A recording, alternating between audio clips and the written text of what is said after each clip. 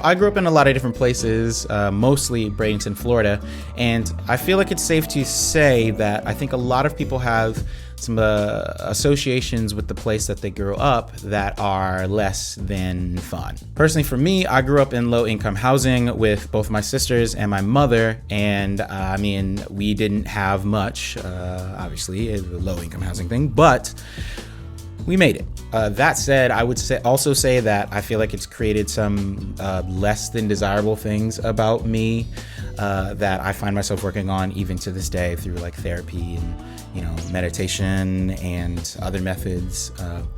But as I grow and kind of sift through a lot of that, I find more and more peace in the idea that we were just doing what we had to do to survive. I also was very lucky to have music and video games when I was younger as places of like escape and a refuge. I recall very clearly when I was a kid, about 14, discovering and becoming obsessed with a record called Break the Cycle by Stained. This was right around when I was discovering rock music in my teens and right around when nu metal was like really at its height. I won't get too deep into it because this could very easily become a video album review or a sob story or something like that, but suffice it to say that the words break the cycle really stuck with me as something that I wanted to do in my own life, like a mantra. So this is where Circles comes in for me. I feel like this song is about forgiveness and wanting to let go of all of the just animosity and stuff that I feel like I've held in my heart for so long, from having to frankly suffer so unfairly in the way that we did. I mean, I know that that's a part of the world, but when it's happening to you, it's still like, why me? Like, why is this the way that it is? And becoming an adult, again, I wanted to just let go of that resentment that I know I've held on to for so long about that entire area of my life and just move forward, you know, and writing this song was part of that process for me. If I do say so myself, I believe this is quite well represented, specifically in the second verse. I mean, all over the song, but specifically in the second verse with that. This worry shit is lethal. I've got too much shit to do. Too many dreams and people waiting on them coming true. Our paths were never equal, but I still got love for you, regardless if you think it's true. To me, that sounds like the process of coming to terms with who you are and where you've been and what you've been through so that you can become who you're going to be. Next, I'd like to cover the outro because I get a good amount of questions about this one, so I also invited Chris to speak on his own behalf. For some context first though, Chris is a longtime friend of mine who grew up playing in the same venues and stuff that I did, who also happens to now be on my management team. So in light of that, and the fact that I've known him for many moons, I knew that he would relate to certain specific people, places, and things that I was kind of referencing in the song, and so I invited him to come and speak on it. I'm actually gonna switch over and put some headphones on because I haven't seen this video all the way through, so I'm gonna react in real time with it. Hi. I remember first hearing Circles and really just thinking about how I was feeling at the time, and I was like, wow, I really relate to this song. And this was like sort of during the time when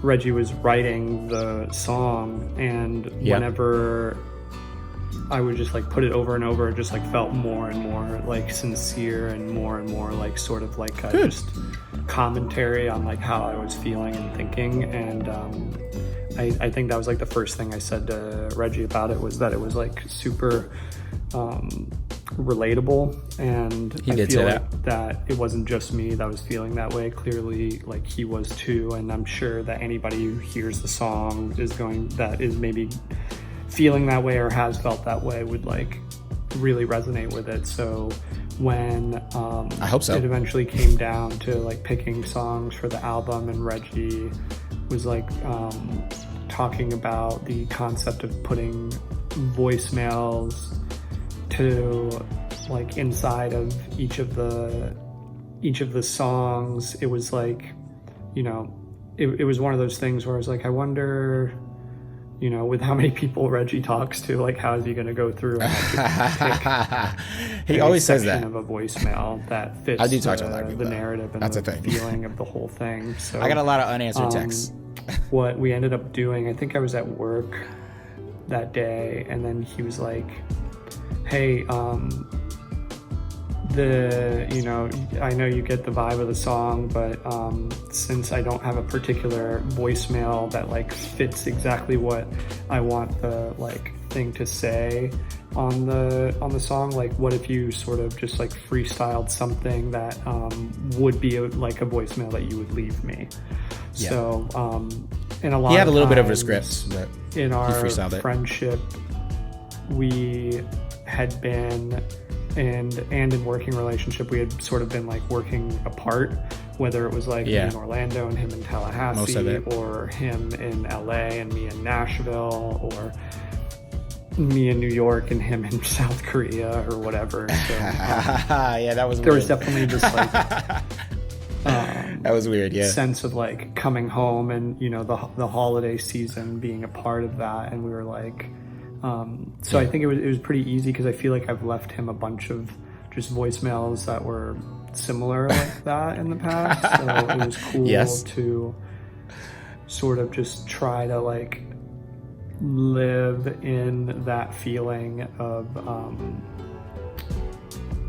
just sincere friendship and that like desire to like see somebody, be around them, and that nostalgic like sense of like things are different than how they were, but it's all still like very cyclical, and that feeling of circles is very much what I feel like it was like to act out and make that voicemail.